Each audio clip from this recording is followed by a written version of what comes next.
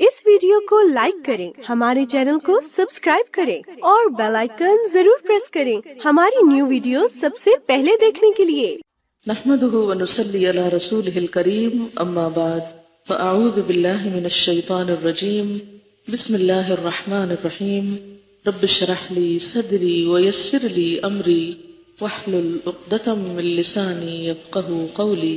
हज़रत अबू हुरैरा रज़ियल्लाहु अन्हु बयान करते हैं, अन्ना रसूलल्लाह सल्लल्लाहु अलैहि वसल्लम क़ाल, इज़ा क़ाल अल इमाम समिअ अल्लाहु लिमन हमिदा फ़क़ूलू अल्लाहुम्मा रब्बना लकल हम्दु फ़इन्नहु मन वाफ़क़ क़ौलुहु क़ौलल मलाइकति ग़ुफ़िर लहु मा तक़द्दम मिन ज़ंबिहि। रसूलुल्लाह सल्लल्लाहु अलैहि वसल्लम ने फरमाया, जब इमाम समिअ अल्लाहु लिमन हमिदा कहे तो तुम अल्लाहुम्मा रब्बना लकल हम्द कहो, इसलिए कि जिसका ये कहना फरिश्तों के कहने से मिल जाए उसके अगले गुनाह बख्श दिए जाएंगे।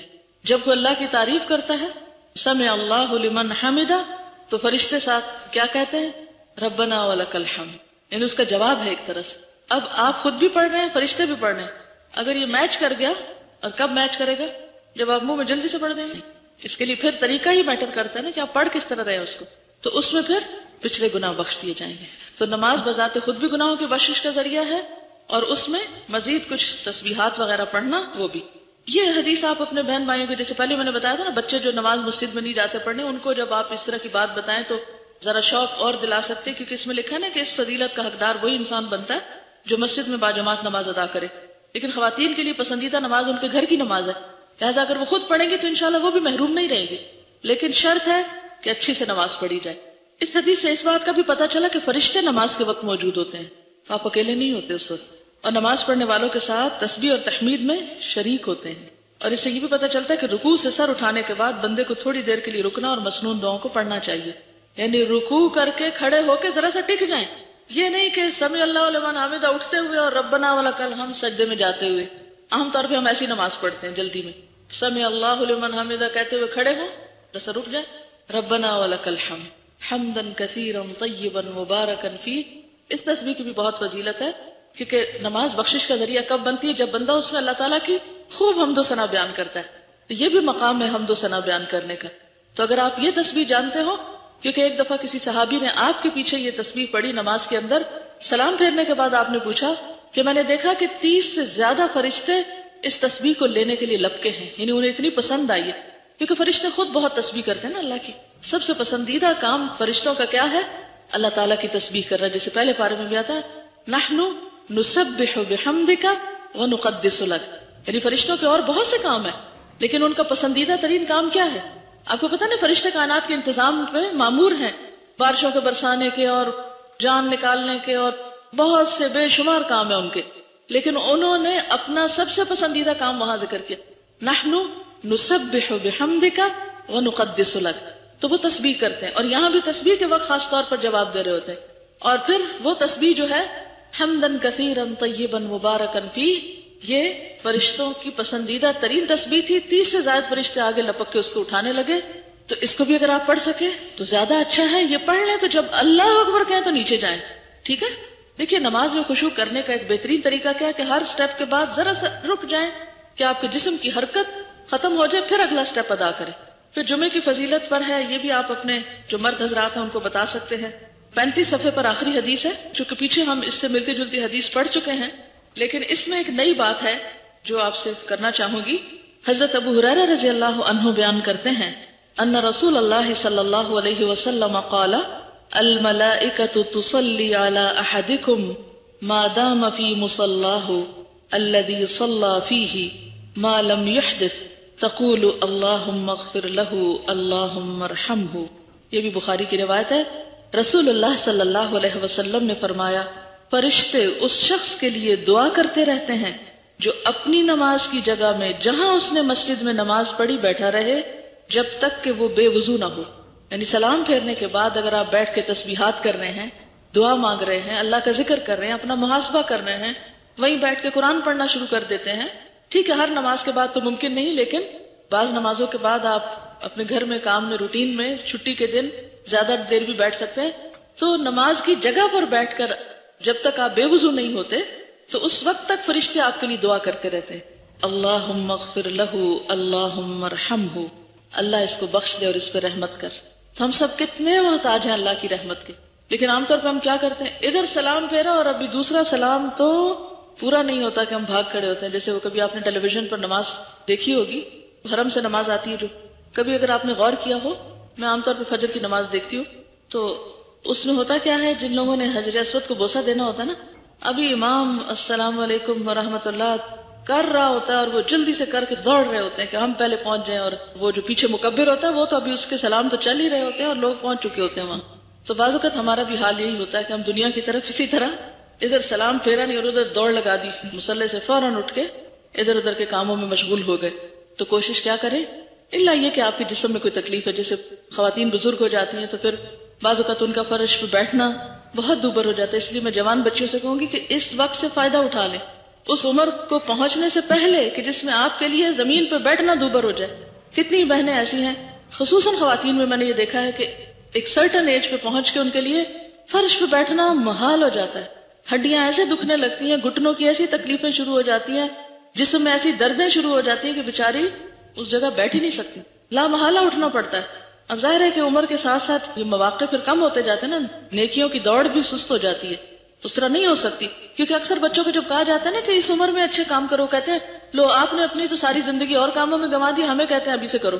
میں کہتی ہوں کہ یہ کیا عجیب بات کر رہے ہیں یہ بچے، یہ شکر نہیں کرتے کہ انہیں جلدی پتا چل گیا. انہیں تو کہنا چاہیے شکر ہے آپ کو لیٹ پتا چلا اور ہمیں جلدی پتا چل گیا، ہم لکی ہیں.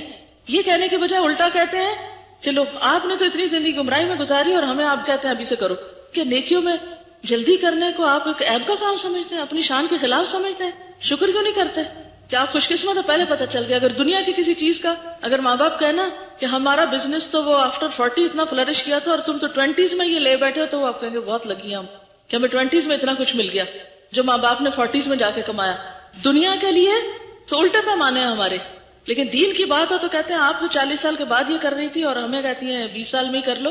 انتہائی ناسمجھی کی بات ہے. لیکن ظاہر ہے کہ ابھی ان کی ایج ایسی ہے کہ ان کو اتنی سمجھ نہیں آتی، مگر آپ طریقوں اور دلیلوں سے تھوڑا تھوڑا پیار سے، محبت سے، لاڈ سے سوچ بدل سکتے. اصل بات ہوتی ہے انسان کی سوچ بدلنا.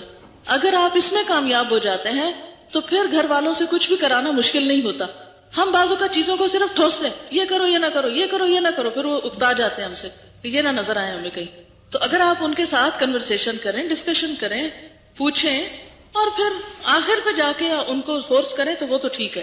تو بہرحال بات یہ ہے کہ آپ لوگ اس ایج میں اگر ممکن ہو دن میں ایک نماز میں، ہفتے میں ایک دن اس عمل کو اپنی زندگی کا خاصہ بنا لیں کہ نماز کے بعد کچھ دیر مصلی پہ بیٹھ کے فرشتوں سے دعائیں لینی. اچھا اب آپ دیکھیں کہ ہم ہر وقت تلاش میں رہتے ہیں، کوئی نیک بندہ ہمیں ملے تو ہم اسے کہیں کہ تم ہمارے لیے دعا کرو. اس کو کہتے ہیں دعا کرو، اس کو کہتے ہیں، پھر اس سے وعدے لیتے ہیں اور اس کے اوپر بوجھ ڈالتے رہتے ہیں، اور اس بیچارے کے پاس اپنے لیے مانگنے کا بعض اوقات وقت نہیں ہوتا، دوسروں کے لیے کیا مانگے گا. اور ادھر فرشتے انتظار میں بیٹھے ہیں کہ تم ذرا خود مصلی پہ بیٹھے نا، ہم بھی تمہارے لیے دعا کرتے ہیں. اس کے لیے ہم تیار نہیں ہیں، اور اس کی بنیادی وجہ ہمیں خود بھی نہیں پتا کہ وہ ہمارے لیے کس وقت کون دعا کر سکتا ہے. تو فرشتوں کی دعا کا مستحق ہوتا ہے وہ شخص جو خود نماز پڑھ کے مصلی پہ بیٹھ جائے کچھ دیر. تو اس میں جلدی نہ کیا کرے، بہت دیر بھی نہ لگائے کہ گھر والے تنگ آ جائے، لیکن اپنا ایک خاص وقت بنائے ہر کام کا، ایک پرائیویٹ ٹائم جب لوگوں کو آپ کی ضرورت نہ ہو. ٹھیک ہے نا؟ مثلاً اگر فجر کے وقت گھر والے سو رہے ہیں، آپ علی اٹھ کے تو آرام سے بیٹھے ہوئے ہیں، یا مغرب کے بعد یا عشاء کے بعد بچے سو گئے، آپ نے نماز پڑھی اور آپ نے جو کچھ کرنا ہے ادھر مصلی پہ بیٹھ کے ہی کر لیں، یعنی اپنی دعائیں وہیں بیٹھ کر لیا کریں، قرآن پاک رکھ لیں، کوئی بک رکھ لیں، وٹ ایور. لیکن جب تک آپ اس مصلی پہ بیٹھے ہیں فرشتے آپ کے لیے دعائیں کر رہے ہیں. انجوائے کیا کریں. ہم تو اب کچھ اور کر رہے ہیں اور فرشتے ہمارے لیے دعا کر رہے ہیں. اپنا لیسن بیٹھ کے یاد کر لیا کریں، کچھ بھی اینی تھنگ. تو کم از کم روز ایک دفعہ، اتنا نہ ہو تو ہفتے میں ایک دن، چھٹی کے دن یا کوئی ایک دن جس میں آپ ذرا زیادہ دیر مصلی پہ بیٹھ جائیں. ٹھیک ہے؟ پھر اسی طرح یہ بھی بڑی خوبصورت ہے 39 پیج پہ 100 مرتبہ سبحان اللہ کہنا. عن ابی ہریرہ رضی اللہ عنہ ان رسول اللہ صلی اللہ علیہ وسلم قال من قال سبحان اللہ وبحمدہ فی یوم 100 مرۃ حطت خطایاہ وان کانت مثل زبد البحر. یہ بھی بخاری کی روایت. حضرت ابو ہریرہ رضی اللہ تعالی عنہ سے روایت ہے کہ رسول اللہ صلی اللہ علیہ وسلم نے فرمایا، جو شخص دن میں 100 مرتبہ سبحان اللہ و بحمدہ کہے اس کے گناہ مٹا دیے جاتے ہیں، خواہ وہ سمندر کی جھاگ کے برابر ہی کیوں نہ ہو. اور سمندر کی جھاگ کے چھوٹے چھوٹے گناہ، جیسے آپ صلی اللہ علیہ وسلم نے حضرت عائشہ سے فرمایا تھا نا، عائشہ چھوٹے چھوٹے گناہوں سے بچتی رہنا، ورنہ وہ کیا کرتے ہیں، وہ ایک ڈھیر بن کے جلا ڈالتے ہیں، یعنی زیادہ ہلاکت خیز ہو جاتے ہیں. بڑا گناہ تو ایک ہی بڑا نا، لیکن چھوٹے چھوٹے مل کے اس سے بھی بڑے ہو جاتے ہیں. ٹھیک ہے نا، قطرہ قطرہ دریا ہو جاتا ہے. تو یہ جو سمندر کی جھاگ والی بات آتی تو میرے سامنے وہی ایک پکچر آ جاتی ہے کہ چھوٹے چھوٹے چھوٹے چھوٹے گناہ ڈھیر لگ گیا ان کا، جن کو ہم نے حقیر سمجھا وہ ایک بہت بڑی کوانٹٹی بن گئے. ایسے چھوٹے چھوٹے گناہوں کی معافی کے لیے اللہ کی حمد و ثنا. پھر آپ دیکھیں تسبیح جو ہے یہ کتنی بہترین چیز ہے. لیکن مشکل پتہ ہے کیا ہے؟ بات یہ ہے کہ دیکھنے کو یہ عمل بہت چھوٹا لگتا ہے اور آپ کہتے لو یہ کیا مشکل ہے، یہ تو میں آرام سے ہی کر سکتا ہوں. لیکن اصل بات یہ ہے کہ یہ اتنے آرام سے نہیں ہوتا. اصل مشکل پابندی ہے، روزانہ کرنا. صبح شام کی دعاؤں میں بھی یہ عمل لکھا ہوا ہے. کتابیں آپ کے پاس ہیں، کتنے لوگ اب تک کرتے ہیں؟ کتابیں تو سب کے پاس، لیکن فیو ہینڈز ہیں، سارے نہیں ہیں. 100% نہیں کر رہے آپ لوگ. کتنا آسان عمل ہے لیکن 100% نہیں ہو رہا. میں چاہتی ہوں کہ یہ عمل آپ سب میں ہونا چاہیے، کوئی مشکل نہیں. اگر آپ ایک دن بیٹھ کے سبحان اللہ و بحمدہ سبحان اللہ و بحمدہ کو 100 دفعہ گنے تو 2-3 منٹ سے زیادہ نہیں لگتے. تو 24 گھنٹوں میں 2-3 منٹ نہیں اپنے گناہ معاف کرانے کے لیے. اس کا طریقہ کیا ہے؟ میں نے اس کا کیا حل نکالا ہے کہ جب میں اپنے گھر سے نکلتی ہوں اپنے پڑھانے کی جگہ پر جانے کے لیے یا آفس جانے کے لیے، تو میں بیٹھتے ہی ایک اور کام کرتی ہوں. آپ کو پتا نا سواری پہ نفل پڑھ سکتے ہیں، تو چونکہ ٹائم کم ہوتا ہے تو عام طور پر میں گھر سے نکلتے ہی سبحان الذی سخر لنا اور وہ گھر سے نکلنے کی دعائیں پڑھ لیتی ہوں، اور جو ہی گاڑی قبلے کی طرف مڑتی ہے تو میں اللہ اکبر کر کے 2 نفل شروع کر دیتی ہوں. ایک تو یہ ہے کہ نبی صلی اللہ علیہ وسلم کی سنت کی پیروی ہو جاتی ہے کیونکہ آپ سواری پر بھی نفل پڑھتے تھے. ٹھیک ہے. دوسرا یہ ہے کہ عام طور پر ہمارے اوپر اتنے فرائض اور ذمہ داریاں ہیں کہ نفل پڑھنے کا ٹائم کم ملتا ہے. تو ایسے اوقات کو انسان استعمال کر سکتا ہے، اللہ ہی کہ آپ خود ڈرائیو کر رہے ہیں پھر تو نہیں ہو سکتا نا، کیونکہ مشکل ہے. لیکن اگر آپ کہیں بھی ہیں تو جس پوزیشن پہ بیٹھے ہیں آپ بیٹھ کے آرام سے نیچے ہو کے پڑھ سکتے ہیں. اچھا، پھر تیسری بات یہ ہے کہ جو ہی نفل ختم ہوتے ہیں تو میں تسبیح لے کے یہ تسبیح پوری کر لیتی ہوں. بعض اوقات اتنی دیر میں وہ جگہ آ جاتی ہے جہاں اترنا ہوتا ہے تو میں اس وقت تک اپنے کمرے میں نہیں داخل ہوتی جب تک میری تسبیح ختم نہ ہو جائے. تو اس طرح سفر جو ہے وہ الحمدللہ بہت اچھا گزر جاتا ہے اور وہ دن کا ایک وظیفہ ہو جاتا ہے. عمل کب چھوٹتا ہے؟ جب سفر میں، یعنی اس طرح کے سفر میں ہوتی ہوں کہ ابھی اس وقت یہاں ہوں اور ابھی وہاں ہوں اور ابھی کوئی آ گیا اور ابھی فون آ گیا تو پھر گڑبڑ ہو جاتی ہے. پھر میں بیچ بیچ میں پڑھتی رہتی ہوں مگر وہ جو ایک پابندی ہوتی ہے وہ چھوٹتی ہے. تو آپ لوگ اس وقت اس سال میں اپنی عادت کچھ اس طرح بنا لیں کہ مثلا آپ اسی طرح عمل کر سکتے ہیں. آپ گھر سے نکلیں اس وقت، یا اگر آپ ہاسٹل کے اوپر سے آ رہے ہیں تو اس وقت میں آپ کر سکتے ہیں. اترتے ہوئے سیڑھیاں تو ویسے ہی سبحان اللہ پڑھنا ہی ہوتا ہے، اس وقت میں پڑھ سکتے ہیں. یا پھر یہ ہے کہ آپ تھوڑا سا ادھر ادھر گھوم کے اپنی تسبیح پوری کر لیں. یا یہ کہ کلاس میں آ کے بیٹھے ہیں اور ابھی لوگ آ رہے ہیں یا آپ رک کے چل رہے ہیں تو اس وقت میں پورا کر لیں. لیکن جب تک آپ اس عمل کو کسی چیز سے گرا نہیں لگائیں گے نا تو آپ کی پابندی نہیں ہوگی، اور اگر پابندی نہیں ہوگی تو پھر آپ اس سے فائدہ نہیں اٹھا سکتے. تو کوئی ایسا ٹائم جس میں آپ سوچے کہ یہ کام تو میں روز ہی کرتی ہوں، مثلا آپ گھر میں روز برتن دھوتے ہیں تو آپ اس میں ٹائم دیکھ لیں 2-3 منٹ میں پورا ہو جاتا ہے تو ٹھیک ہے، نہ بھی گنے تو 100 سے زیادہ بھی ہو سکتا ہے، اس سے کیا نقصان ہے. یعنی ایک دن آپ بیٹھ کے ٹائمنگ کر لیں. پھر تسبیح نہ بھی اٹھائیں تو اتنے ٹائم تک آپ وہ تسبیح پڑھ کے بھی اس ثواب کو انشاءاللہ پہنچ جائیں گے. ایک اور حدیث ہے اسی سے ملتی جلتی.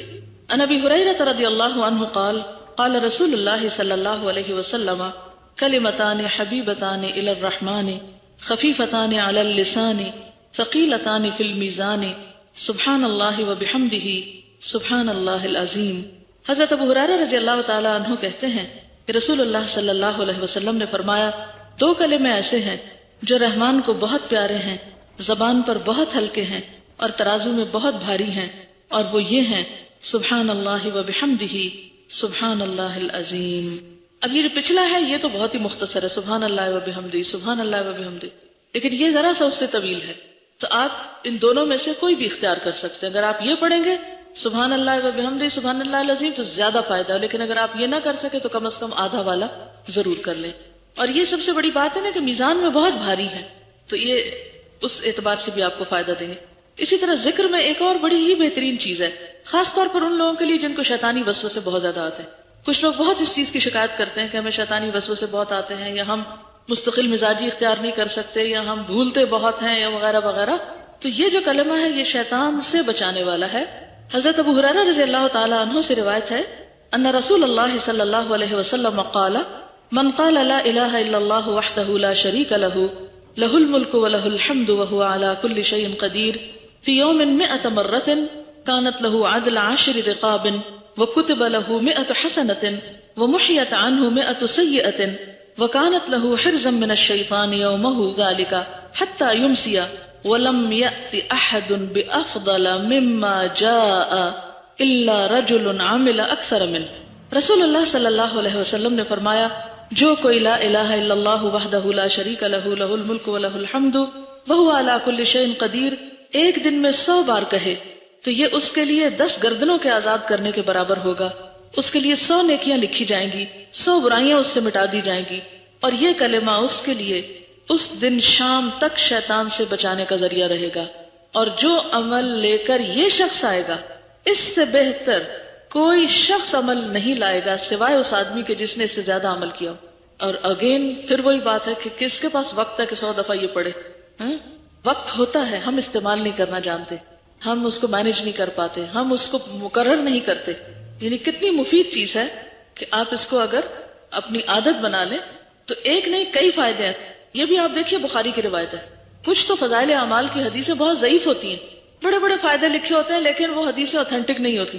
یہ حدیث اوتھینٹک ہے، یعنی یقینی بات ہے، آپ پورے شرح صدر کے ساتھ اس کو کر سکتے ہیں. تو اس میں نمبر 1 10 غلام آزاد کرنے کا ثواب، نمبر 2 100 نیکیوں کا لکھا جانا، پھر نمبر 3 100 برائیوں کا مٹنا، اور نمبر 4 صبح سے شام تک شیطانی حملوں سے حفاظت. اور شیطان کی اکساہٹیں، وسوسے، اس کا بھلوانا، جو بھی کچھ شیطان دشمنی میں کرتا ہے، لوگوں کے درمیان فساد پھیلانا، ڈرانا، خوف دلانا. آپ کو پتا ہے کبھی آپ قرآن پاک کی روح سے دیکھیں کہ شیطان کیا کیا کرتا ہے. کوئی ایک اسائنمنٹ ان کو دے دیں کسی وقت، قرآن کو ذرا دوبارہ سے پڑھ کے دیکھیں کہ اس میں کیا کیا لکھا ہوا. یعنی شیطان کیا کیا کرتا ہے. الشیطان یعدکم الفقر ویأمرکم بالفحشاء، انسانی الشیطان بھلواتا ہے. پھر اسی طرح ینزغ بینکم فساد ڈلواتا ہے. یعنی اور بھی اس کے بہت سے کام ہیں. شاید شیطان کے ہتھ کنڈوں میں کچھ چیزوں کا ذکر بھی ہو، مجھے نہیں اب یاد کیونکہ 5 سال ہو گئے اس لیکچر کو. تو اینی ہاؤ اب شیطان کے جتنے بھی وار ہیں ان سارے واروں سے یہ کلمہ آپ کو انشاءاللہ محفوظ رکھے گا. یعنی آپ کے اندر ایک ایمان کی ایسی طاقت ہوگی شیطان آپ کے اوپر آ نہیں سکتا. اور یہ جو لوگ یہ شکایت کرتے ہیں ان کو جن چمٹے میں اور معلوم نہیں کون کون ان کے پاس آتا ہے اور جاتا ہے، ان سب کو بھی اس سے خلاصی ہو سکتی ہے. یعنی جو اس قسم کی گفتگو فرمائے ان کو بھی یہ نسخہ بتایا کریں کہ آپ یہ عمل کریں اور پھر بتائیں. کیونکہ نبی صلی اللہ علیہ وسلم کی بات سے بڑھ کر سچی بات کس کی ہو سکتی ہے. اچھا جناب، اگر یہ 100 دفعہ نہ کہہ سکیں تو کم از کم 10 دفعہ کہہ لیا کریں. کیونکہ 45 پیج پر آخر میں یہ حدیث دیکھیے، حضرت ابو ایوب انصاری رضی اللہ تعالی عنہ نبی صلی اللہ علیہ وسلم سے روایت کرتے ہیں، من قال لا الہ الا اللہ وحدہ لا شریک لہ لہ الملک و لہ الحمد وہو علی کل شیء قدیر 10 مرار کان کمن اعتق 4 انفس من ولد اسماعیل. یہ صحیح مسلم کی روایت ہے. جو شخص 10 مرتبہ یہ کلمہ کہے لا الہ الا اللہ وحدہ لا شریک لہ لہ الملک و لہ الحمد وہو علی کل شیء قدیر، وہ اس شخص کی طرح ہوگا جس نے اسماعیل علیہ السلام کی اولاد سے 4 شخص آزاد کیے. یعنی اس کا صرف اتنا فائدہ ہے اگر 10 دفعہ پڑھے. لیکن اگر آپ کسی بھی طرح اپنے آپ کو پابند کر سکیں، اور اس ایج میں تو آپ کے اوپر کوئی بہت بڑے مسئلے مسائل نہیں ہیں، گھر جاتے وقت واپسی پہ اگر آپ یہ باندھ لیں، ایک تسبیح کر لیں، آتے وقت سبحان اللہ و بحمدہ کر لیں، اور جاتے وقت لا الہ الا اللہ وحدہ کی کر لیں. اور اگر ایک دن آپ ٹائمنگ کر لیں، مثلا آپ خود ڈرائیونگ کر رہے ہیں تو آپ کو پتا ہوگا اتنے منٹ میں گھر آتا ہے اور اتنے منٹ میں پڑھ کے یہ کلمہ 100 دفعہ ہو جاتا ہے، تو پھر بھی اس سے آپ کو فائدہ ہوگا. اسی طرح نماز کے بعد جو تسبیحات پڑھی جاتی ہیں اس میں 33 مرتبہ سبحان اللہ، 33 مرتبہ الحمدللہ، 33 مرتبہ اللہ اکبر کہنا، اور 100 کی تعداد پوری کرنے کے لیے لا الہ الا اللہ وحدہ لا شریک لہ لہ الملک و لہ الحمد وہو علی کل شیء قدیر پڑھنا. اس کی ساری خطائیں معاف کر دی جائیں گی اگرچہ وہ سمندر کی جھاگ کے برابر ہی کیوں نہ.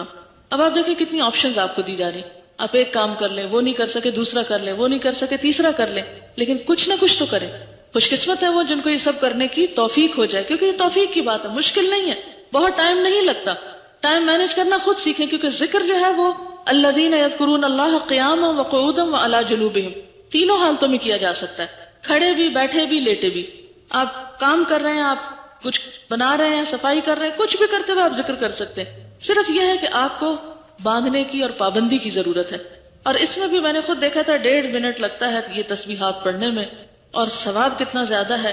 اور ایک اور بات یہ کہ آپ نے دیکھا ہوگا کہ نماز پڑھ کے جیسے آپ تھوڑا سا تھک جاتے ہیں نا، تو بیٹھ کے جب تسبیح کرتے ہیں تو آپ اس سے ایک طرح سے آرام بھی تھوڑا سا کر لیتے ہیں.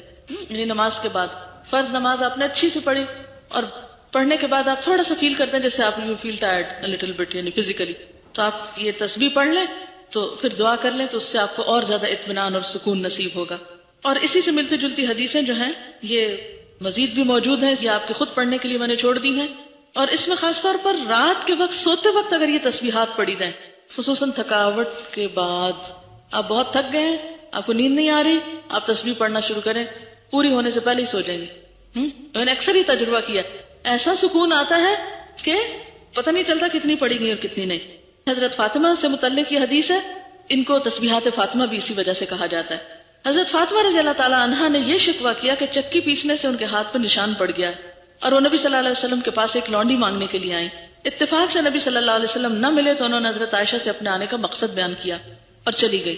جب نبی صلی اللہ علیہ وسلم تشریف لائے تو حضرت عائشہ نے آپ سے حضرت فاطمہ کے آنے کا ذکر کیا. حضرت علی رضی اللہ تعالیٰ عنہ بیان کرتے ہیں کہ نبی صلی اللہ علیہ وسلم ہمارے پاس اس وقت تشریف لائے جب ہم اپنے بستروں پر سونے کے لیے جا چکے تھے. میں نے آپ کو دیکھ کر اٹھنا چاہا لیکن آپ نے فرمایا اٹھو نہیں، اپنی جگہ رہو. آپ تشریف لا کر ہم دونوں کے بیچ میں بیٹھ گئے. میں نے آپ کے پاؤں کی ٹھنڈک اپنے سینے میں محسوس کی. آپ نے فرمایا میں تم دونوں کو ایسی ترکیب نہ بتاؤں جو تمہارے لیے ایک خدمتگار سے بڑھ کر ہو. جب تم دونوں اپنی خوابگاہ میں اپنے بچھونوں پہ جانے لگو تو 33 بار اللہ اکبر کہو، 33 بار سبحان اللہ اور 33 بار الحمدللہ. یہ عمل تمہارے لیے ایک خدمتگار سے بڑھ کر ہوگا. یعنی کوئی خدمتگار تمہیں دبائے بیٹھ کے تو اس سے بہتر ہے کہ تم یہ تسبیحات پڑھ کر سو جاؤ. اچھا، اس میں 2-3 اور باتیں بھی پتہ چل رہی ہیں. نمبر 1 حضرت فاطمہ رضی اللہ تعالی عنہا کا اپنے ہاتھوں سے کام کرنا. نمبر 2 آپ صلی اللہ علیہ وسلم کے پاس جا کر والدین سے کسی چیز کی ڈیمانڈ کرنا. یعنی والدین سے سوال میں نہیں آتا، یعنی کسی اور سے جیسے آپ سوال کرتے تو معیوب ہے نا، لیکن والدین کے پاس جا کر اپنی حاجت آپ رکھ سکتے ہیں، پیغام بھی بھیج سکتے ہیں کہ مجھے اس چیز کی ضرورت ہے. اب بھی ہمارے یہاں بیٹیاں عام طور پر کچھ مشکل آتی ہے تو پیرنٹس کے پاس ہی جاتی ہے، تو اس کا بھی جواز ہے یہاں، کیونکہ آپ نے یہ نہیں کہا کیوں آئی تھی اور کیوں پوچھا اور یہ منع ہے، نہیں، یہ شدت نہیں ہے، بلکہ آپ صلی اللہ علیہ وسلم نے اس کا حل سوچا. اچھا، پھر یہ کہ جب آپ تشریف لائے تو وہ دونوں اٹھنے لگے. اس سے کیا پتا چلتا ہے کہ کسی بھی بڑے کو دیکھ کر ادھر ہی مزے سے بیٹھے نہیں رہ جانا چاہیے، بلکہ اٹھ کر ویلکم کرنا چاہیے، خصوصاً جب آپ کے گھر میں کوئی آیا ہو، الا ہی کہ آپ بیمار ہو یا کوئی تکلیف ہو یا کوئی ایسی بات ہو جو معذوری میں آتی ہو. ادروائز کوئی بزرگ گھر میں آئے خاص طور پر تو اٹھ کے ملنا چاہیے اس کو. اچھا، اب آپ دیکھیے کہ چونکہ وہ لیٹ چکے تھے، رات کا وقت تھا، تھکاوٹ کا، سونے کا، تو آپ صلی اللہ علیہ وسلم نے ان کو اٹھنے سے روک دیا کہ نہیں، تم نہیں اٹھو، لیٹے رہو، جہاں ہو وہیں رہو. اور آپ صلی اللہ علیہ وسلم ان کے دونوں کے بیچ میں بیٹھ گئے. اچھا، دونوں کے بیچ میں بیٹھ کر آپ نے اپنی ٹانگیں لمبی کی ہوں گی، جب ہی آپ کا پاؤں حضرت علی کے سینے تک جا کے لگا نا. اور مدینہ میں بہت شدید ٹھنڈ ہوتی ہے، مکہ میں اتنی نہیں ہوتی لیکن مدینہ میں ہوتی ہے، تو آپ کے پاؤں ٹھنڈے تھے. تو حضرت علی فرماتے ہیں کہ آپ کے پاؤں کی ٹھنڈک میں نے اپنے سینے میں محسوس کی. اور پھر آپ نے فرمایا میں تم دونوں کو ایسی ترکیب نہ بتاؤں جو تمہارے لیے خدمتگار سے بڑھ کر ہو، اور تم یہ تسبیح پڑھ لیا کرو. اس سے یہ پتا چلتا ہے کہ ذکر الہی ہماری جسمانی تھکاوٹ کا بھی علاج ہے، ثواب کا ثواب اور سکون کا سکون. اور آپ فرمائیے. بالکل، یہ کہتے ہیں کہ جب ہم یہاں کورس کرتے ہیں تو لوگ ہم سے پوچھتے ہیں کوئی اچھی سی بات بتائیں، تو اچھی باتوں میں یہ ایک نسخہ کوئی آپ ان کو بتا سکتے ہیں. ان سے پوچھ لیا کہ آپ کام کر کے تھک تو نہیں جاتے، یا بیکار رہ کے تھک تو نہیں جاتے. کہ کچھ لوگ کام کر کے تھکتے ہیں اور کچھ بیکار رہ کے بھی تھکتے ہیں. جو لوگ وظیفے پوچھتے ہیں، اوتھینٹک مسنون بہترین وظیفے ہیں. ایسا ہے کہ میں نے اپنے بچوں کو عام طور پہ سفر میں ہی ذکر سکھایا. مثلاً ہم عمرے پہ جا رہے تھے تو اس وقت میرے بیٹے کی عمر 3 سال تھی شاید. اب 3 سال کے بچے کو آپ کس طرح سکھائیں؟ تو میں نے یوسف اسلام کی وہ جو پوئم ہے نا، اللہم صلی علی محمد والی جو ہے، تو بائی روڈ کافی سفر ہم کر رہے تھے تو میں نے مسلسل وہ کیسٹ پلے رکھی. اچھا، اس میں سن سن کے درود شریف یاد کر لیا اس میں سے. اب کیا ہوا کہ جب ہم مدینہ میں گئے تو مسجد میں انٹر ہونے سے پہلے میں نے بتا دیا کہ دیکھو یہ پروفٹ کی ماسک ہے اور اس میں آپ کی قبر بھی ہے، اور ایسے اور ویسے سب کہانی سنا دی. اور پھر اس میں پتہ کیا پڑھتے ہیں؟ وہ پڑھتے ہیں وہ جو گاڑی میں سنا تھا نا. اچھا، یقین کریں کہ جو دروازے سے وہ میری انگلی پکڑ کے انٹر ہوا، جب تک ہم وہاں نہیں پہنچے وہ درود شریف پڑھتا گیا، کیونکہ وہ سن کے اس کے کانوں کو اتنا لگ چکا تھا کہ اس کو پڑھانے میں بار بار کہنے کی ضرورت ہی پیش نہیں آئی. تو اسی طرح اگر آپ اس طرح کی کیسٹس پلے کر کے تسبیحات یا دعائیں، اب دعاؤں کی مزید کیسٹس بھی آئی ہیں جس میں دعائیں سکھائی گئی ہیں، تو میرا خیال ہے شاید یہاں اسٹال پہ اویلیبل بھی ہوں گے، نہیں تو کراچی سے منگوا سکتے. تو ایسی چیزیں سفر کے دوران اگر بچوں کو سنوا دی جائیں یا گھر میں لگا دیں، صبح چند دفعہ بھی سنیں گے تو وہ جو صبح میں سنا ہوتا ہے نا، وہ سارا دن منہ پہ دہرائی آتی رہتی ہے. دوسرا یہ ہے کہ میں چھوٹی چھوٹی تسبیحاں یا کوئی اس طرح کی بیگ میں رکھتی تھی. بچے جب چھوٹے تھے سفر کرتے تھے تو تھوڑی دیر میں پوچھنے لگتا ہے اچھا کب آئے گا, لاہور کب آئے گا, فلانی جگہ کب آئے گی. ابھی چڑھے نہیں اور سوال شروع ہو گئے. بڑی پھر مشکل ہوتی ہے نا روک روک کے رکھنا. تو میں کہتے تھے چلو ہم یہ پڑھیں گے نا اتنا ثواب ہو جائے گا, چلو یہ شروع کرتے ہیں, اور شروع کر دیتے تھے. اچھا تم اتنی دفعہ یہ کر لو, جب یہ انگلیوں کا یہ ختم ہو جائے گا اتنی دفعہ, اچھا اتنی دفعہ کر, پھر خود شروع ہو جاتا, پھر تھوڑا ستایا, پھر شروع ہو گئے. تو اس سے یہ ہوتا ہے کہ پھر عادت بھی ہو جاتی ہے. جو ہی بچے گاڑی میں بیٹھیں گے ان کو عادت ہو جائے گی کہ اب یہ ذکر کا ٹائم آ گیا. اچھا پھر میں نے کسی کا پڑھا کہ وہ اپنے بچوں کے ساتھ جب سفر کرتے تھے, بہت پہلے کسی بزرگ کا واقعہ تھا کہ وہ انہیں کہتے تھے اچھا وہ درخت جب تک آتا نا تو تم سبحان اللہ پڑھ لو, اچھا وہ فلانی جگہ وہ عمارت جب تک آتی ہے تو تم یہ دعا پڑھ لو, جب تک فلان. یہ نہیں کہ بہلانے کے مختلف طریقے ہو سکتے ہیں نا. ایک تو یہ کہ آپ کہتے ہیں ذکر کرو, اس سے نہیں ہوتا. اس میں کہ چلو پہلے ہم یہ پڑھتے ہیں, اس کا یہ فائدہ ہے. پتہ ہے اس سے کیا ہوگا؟ بچے بعض کچھ چیزوں کا مطالبہ کر رہے ہوتے ہیں یا کچھ, تو مختلف طریقے ہو سکتے ہیں, لیکن جھوٹ کا عنصر شامل ہو. یہ یاد رکھیے کہ دین کے نام پر جھوٹ بولنا قطعاً جائز نہیں. بعض مائیں کیا کرتی ہیں, بچوں سے چیز چھپا کہتی چڑیا لے گئی. یہ غلط ہے. کہاں چڑیا لے جا سکتی ہے؟ کتنا کامن جھوٹ ہے یہ. اچھے بھلے سمجھدار لوگ یہ جھوٹ بولتے ہیں. چیز چھپا کے کہا کوکو لے گئی, وہی تو آج تک سمجھے کوکو ہوتی کون ہے. تو اس طرح کے جھوٹے بہلاوے بھی نہیں ہونے چاہیے, کیونکہ جھوٹ جھوٹ ہی ہوتا ہے. ان چیزوں کو اگر نکالیں گے انشاءاللہ تعالیٰ تو زیادہ فائدہ ہوگا. میں تو صاف کہتی چھپا دی, جو کیا وہ بتا دیں, وہ مان جاتے ہیں, پھر نہیں بھی مانے تو نہ صحیح, لیکن جھوٹ کا سہارا لے کے نہیں. تو اسی طرح اگر ان کو اوتھینٹک آپ کے پاس اس کا ثواب ہے وہ بتائیں, آخرت کا بتائیں, جنت کا بتائیں. اور میں تو حتیٰ کہ جب بچوں کو نہلاتی تھی نا تو نہلاتے ہوئے ان کے ہاتھوں سے بہت میل اترتی نا, بچے مٹی میں ہاتھ ڈالتے ہیں, تو ساتھ ساتھ جیسے نماز کی عادت یا کچھ جیسے اب نماز پڑھتے ہیں نا اسی طرح میل اترتی ہے. یہ کرتے ہیں تو یوں ہوتا ہے. ماں سب سے بہترین معلم ہو سکتی ہے اپنے بچوں کے لیے کہ ان کو نیچرل وے میں سکھائے. یعنی بچوں کو سکھانے کے لیے ضروری نہیں کہ کتاب ہی لے کے بیٹھے اور ان کو تقریر کریں, نہیں, چلتے پھرتے اچھا آپ یہ کیا کریں گے, یہ کیسے کریں گے, وہ کیسے کریں گے, بہلاتے کھلاتے پلاتے ادھر ادھر. اچھا ایک یاد رکھے بات, عام طور پر بچے ماں کے سامنے شو نہیں کرتے کہ وہ کچھ سیکھ رہے ہیں یا آپ کی بات مان رہے ہیں. معلوم نہیں انہیں آنا کا مسئلہ ہوتا ہے یہ کیا ہوتا ہے, لیکن وہ تھوڑا سا ریزسٹ ضرور کرتے ہیں کہ ہم نہیں آپ کی بات سن رہے, یا اس طرح پوز کرتے ہیں کہ جیسے انہوں نے توجہ نہیں دی آپ کی بات پر. لیکن جب آپ نہیں ہوتے تو وہ کام کر رہے ہوتے ہیں. اس لیے کبھی مایوس نہ ہو بچوں کو سکھاتے اور بتاتے وقت, اور فوراً رزلٹ ایکسپیکٹ نہ کریں. آج نہیں تو کل سے, کل نہیں تو پرسوں سے. اور ایک بات اگر آپ نہ بھولیں تو زندگی بڑی آسان ہو جائے, اور وہ ہے اللہ سے مدد مانگنا. واستعین باللہ. جو کام نہیں ہو رہا اللہ سے مدد مانگے. جس کی دوستی اللہ سے ہو گئی اور اللہ سے مضبوط تعلق ہو گیا, فقد استمسک بالعروۃ الوثقی لا انفصام لها, پھر اللہ تعالیٰ ساتھ نہیں چھوڑتا. ٹھیک ہے, جن چیزوں کی آپ کو عادت ڈالنی ہو, آپ کی ایک پرسنل ڈائری ہونی چاہیے, اس میں آپ اپنے لیے نصیحتیں لکھا کریں کہ مجھے یہ کرنا ہے, اس چیز کی عادت ڈالنی ہے. یعنی کرنے کے کام کے نام سے ایک ڈائری آپ کے پاس ہونی چاہیے کہ جس میں آپ صرف یہ نہیں کہ کرنے کے کاموں میں دوپٹہ رنگوانا ہے اور فلاں کپڑے کو لیس لگوانی ہے, یہ نہیں ہے کرنے کے کام صرف, بلکہ کرنے کے کاموں میں یہ بھی ہے کہ اس تسبیح کی عادت ڈالنی ہے, فلاں چیز کو اپنی زندگی میں شامل کرنا ہے. یعنی نیکیوں میں بھی سبقت لے جانے کے لیے کرنے کے کاموں کا کچھ نہ کچھ آپ ایک حصہ بنا کے رکھیں. میں عموماً 3 طرح کے کام لکھتی ہوں. ایک تو روزانہ کے جو کام ہوتے ہی ہیں الوداع کے یا جو بھی زندگی میں, ایک صحت سے متعلق کوئی بھی ٹپ کہیں سے مل جائے یا کوئی بات کہ فلاں چیز یوں فائدہ دیتی ہے تو وہ الگ لکھ لیتی ہوں. یعنی وہ کرنے کے کام الگ ہیں, یعنی اپنی جسمانی صحت کا خیال رکھنے کے لیے.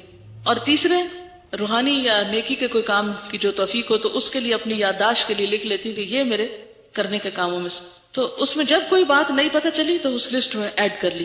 ٹھیک ہے, تو اس طرح انشاءاللہ العزیز کچھ عرصے تک وہ اگر آپ اپنی لسٹ پڑھتے رہیں تو آپ کو پھر عادت پڑ جاتی ہے, حتیٰ کہ وہ چیزیں آپ کو پھر لکھی بھی نہیں آپ کے اپنے عمل کی لسٹ میں شامل ہو جائیں. پھر بھی یہ ہوتا ہے پتہ کیا, میرے ساتھ تو بہت مشکل یہ ہے کہ مجھے ٹریول بہت کرنا پڑتا ہے, ایک جگہ کہیں ہوتی نہیں تو روٹین نہیں بن پاتی چیزوں کی. بناتی ہوں جب تک وہاں ہوتی ہوں ٹھیک رہتا ہے, جب ٹریول کرتی ہوں اب 10 دن کے لیے میں اپنے مقام سے نکلی, میں 10 دن کے بعد لوٹوں گی تو مجھے ساری چیزوں کا پھر ریمائنڈر چاہیے کہ میں کیا کیا کرتی تھی اور کون سی چیز میری سفر میں چھوٹ گئی. کیونکہ ایک حدیث میں آتا ہے کہ جب کوئی بندہ کسی بھی کام کی پابندی کرتا ہے تو بیماری اور سفر کی وجہ سے اگر وہ کام نہ کر سکے تو اللہ تعالیٰ اس کے نام اعمال میں وہ ایسے ہی پورا پورا لکھ دیتے ہیں وہ عمل. تو اس لحاظ سے مجھے اطمینان بھی ہوتا ہے کہ ٹھیک ہے اگر میں سفر میں کوئی چھوٹ بھی گیا تو وہ لکھا تو جا رہا ہے اگر گھر میں پابندی ہے اس چیز کی. لیکن ساتھ ہی یہ چیز بھی ہے کہ جب آپ دوبارہ گھر پہنچے تو پھر سفر کا تو وہ بونس ختم ہو گیا, اب تو آپ کو پھر سے وہ سب کچھ کرنا ہی کرنا ہے, تو آپ کو دوبارہ اپنی لسٹ پڑھنے کی ضرورت ہوتی ہے. تو ایک اپنی ڈائری اس طرح کی ضرور بنا چھوڑیں کہ جو آپ نے اس قرآن پڑھنے کے سال میں یا ویسے بھی زندگی میں اچھی عادتوں کے اپنے ساتھ عہد کیے ہیں ان کو آپ کہیں نہ کہیں جوٹ ڈاؤن کر لیں اور وقتاً فوقتاً اپنا دوبارہ جائزہ لیں کہ کہیں یہ عادت چھوٹ تو نہیں گئی مجھ سے، اور اگر کوئی چیز چھوٹ گئی ہو تو اس کو پھر دوبارہ اپنی عادت میں ڈال لیں. ٹھیک. کسی نے کہا جو ذکر دن میں 100 مرتبہ کرنے کو کہا گیا کہ وہ ایک ہی وقت میں لگاتار 100 مرتبہ کیا جائے یا وقفے سے بھی کیا جا سکتا ہے؟ وقفے سے بھی کیا جا سکتا ہے. بعض اوقات ایسا ہوتا ہے نا، آپ نے ایک کام شروع کیا، سم ٹائم ایسا ہو جاتا ہے کہ میں جیسے اپنی گاڑی میں بیٹھی ہوں، میں نے شروع کیا ذکر، اتنے میں ٹیلی فون آ گیا. اب آپ دیکھیں کہ اگر کسی نے ٹیلی فون کیا تو ہو سکتا ہے اس میں بھی کوئی مسئلہ پوچھے مجھ سے تو میرا بہت ثواب جمع ہو جائے. کہتے ہیں نا دال علی الخیر کفاعلہ، نیکی کا رستہ بتانے والا جو ہے وہ ایسا ہی جیسا کرنے والا. تو اس لیے عام طور پر میں ٹیلی فون کال سے گھبراتی نہیں ہوں. اگر میرے پاس وقت نہ ہو، جیسے اب کلاس میں بیٹھی ہوں تو اب تو میں اٹینڈ نہیں کر سکتی نا، تو میں کوشش کرتی ہوں کہ میکسیمم میں لوگوں کے سوالوں کے یا مسئلے مسائل کے جواب دے دوں. لیکن جب مصروفیت ہے تو پھر مصروفیت ہے، پھر نہیں بھی جواب دے سکتی. تو اس وقت پھر کیا ہوتا ہے کہ میں وہ تصویر روک کے پھر کیا کرتی ہوں، سوال کا جواب دیتی ہوں. اور اب کیا ہے کہ وہ کٹ گیا، بریک آ گئی. اب دوبارہ جب آپ ریزیوم کریں گے تو وقفہ تو آ گیا. بعض اوقات یہ بھی ہوتا ہے کہ کوئی ایسا کام پڑ جاتا ہے کہ آپ 5-10 منٹ کے بعد بھی نہیں شروع کر سکتے. ہو سکتا ہے آپ دوپہر میں پھر کریں، ہو سکتا ہے شام میں کریں. تو وقفہ پڑھنے سے حرج نہیں ہے اگر جان بوجھ کے نہ ٹال مٹول کی جائے. اور اگر جیسے لا الہ الا اللہ وحدہ لا شریک لہ ذرا لمبی ہے اور آپ کے پاس اتنا ٹائم کوئی نہیں ایک اسٹریچ میں نکل رہا، تو آپ یہ بھی کر سکتے ہیں کہ ہر نماز کے بعد یا مختلف اوقات میں دن میں 2 دفعہ پہ بانٹ لیں، 4 دفعہ پہ 25-25 کر کے بانٹ لیں، جیسے بھی سہولت ہو. کسی نے لکھا کہ میری طبیعت بوجھل رہتی ہے، نماز پڑھنے میں دل نہیں لگتا، دعا مانگنے کو بھی دل نہیں کرتا، ایک دم اٹھ جاتی ہوں، مشکلات زیادہ لگتی ہیں، خدا کے لیے بتائیں میں کیا کروں. اصل میں 2-3 وجوہات ہو سکتی ہیں. ایک تو یہ کہ فزیکلی آپ بیمار ہیں، کیونکہ یہ نارمل شخص کی ایک کیفیت نہیں ہوتی. جو ایک نارمل ہیلدی شخص ہے وہ نماز کے وقت ایکٹیو ہوگا. ضرور یا تو آپ بیمار ہیں یا پھر یہ ہے کہ آپ کے اوپر بیک آف مائنڈ کو ایسی پریشانی ہے کہ جو آپ کو بوجھل کیے ہوئے. تو ایسے میں 2-3 چیزیں. ایک تو یہ کہ آپ قبولیت کے اوقات میں دعا مانگیں اپنے لیے. جیسے آپ کو پتا ہے جب آذان ہوتی ہے تو اس کے بعد آسمان کے دروازے کھلتے ہیں، وہ دعاؤں کی قبولیت کا وقت ہوتا ہے. یعنی وہ دعائیں یوں سیدھی جاتی ہیں.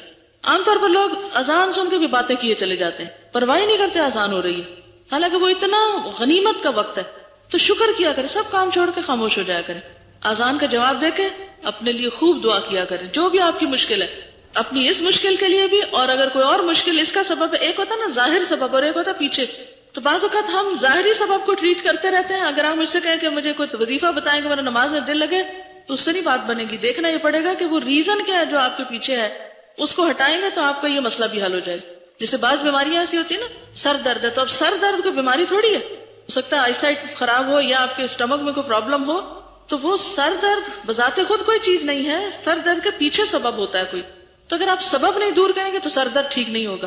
اسی طرح اور بھی بہت سی بیماریاں ہوتی ہیں کہ جس میں سبب چھپا ہوا ہوتا ہے. اس سبب کو آپ نکالیں، اپنے آپ کو انالائز کریں کہ مسئلہ کیا ہے میرے ساتھ. It's not a healthy sign. ایک نارمل شخص تو ایسے نہیں ہوتا. تو ریزن جان کے اس کا علاج کریں. اگر آپ سمجھتے ہیں کہ اس کے پیچھے کوئی مسئلہ ہے، آپ کی پریشانی ہے یا کچھ، تو آپ اس کے لیے اللہ سے دعا کریں قبولیت کے اوقات میں. تہجد کا وقت، سحری کا وقت جو ہے، اب رمضان آ رہا ہے تو آپ کو پورا مہینہ سحری کے وقت ملیں گے انشاءاللہ تعالیٰ. تو ہم سارا سال اگر نہیں کر سکتے تو کم از کم رمضان میں تو کریں. تو آپ سحری کے وقت استغفار کریں. وہ بالاسحار هم یستغفرون، کہ سحری کے وقت وہ استغفار کرتے ہیں. ایک تو یہ ہو سکتا ہے. دوسرا یہ ہے کہ آپ کچھ چیزوں میں بندوں سے بھی مدد لیں. کیسے؟ انیشیئر کریں، کسی کے ساتھ ڈسکس کریں، حل پوچھیں جو آپ کو صحیح ایڈوائز کر سکے. لیکن یہ عادت نہ بنا لیں اس سے مسئلہ بیان کیا، اس سے کیا، اس سے کیا، اس سے کیا. جب ایک مسئلے کو بہت کثرت سے بیان کیا جاتا ہے تو وہ نہ ہوتے ہوئے بھی بن جاتا ہے. یعنی بعض مسئلے نہیں ہوتے لیکن ہم ان کا ذکر کر کر کے اس کو ایک ہوا بنا کے اپنے اوپر سوار کر لیتے ہیں. اس عادت سے بھی پرہیز کیجیے. تو انشاءاللہ تعالی جب آپ کسی انسان سے تھوڑا سپورٹ لیں گی کہ آپ کو وہ تھوڑا اس نماز کے وقت میں ساتھ ملا لے، اور انشاءاللہ کل جو ہم اگلی حدیث پڑھیں گے تو اس میں بھی آپ کو ایک سپورٹ ملے گی کہ نیک لوگوں کی مجلس میں بیٹھنا. اچھی مجلس سے بھی انسان کے اندر ایک ایمان پیدا ہوتا ہے اور اس سے پھر انسان کا عمل اچھا ہوتا ہے. اگر فجر کی نماز پڑھنے کے بعد اشراق کے وقت تک مسلسل بیٹھے رہے تو عمرے کا ثواب ملتا ہے. جی بالکل یہی ہے. تو یہ کہتی ہے کیا اٹھ کر کتابیں وغیرہ لے کر دوبارہ بیٹھے تو اس سے وہ ہوتا ہے کہ نہیں؟ تو پہلے ہی رکھ لیں. اوکے، اس کے ساتھ اجازت چاہتی ہوں. سبحانک اللہم و بحمدک، نشہد ان لا الہ الا انت، نستغفرک و نتوب الیک. والسلام علیکم و رحمۃ اللہ وبرکاتہ.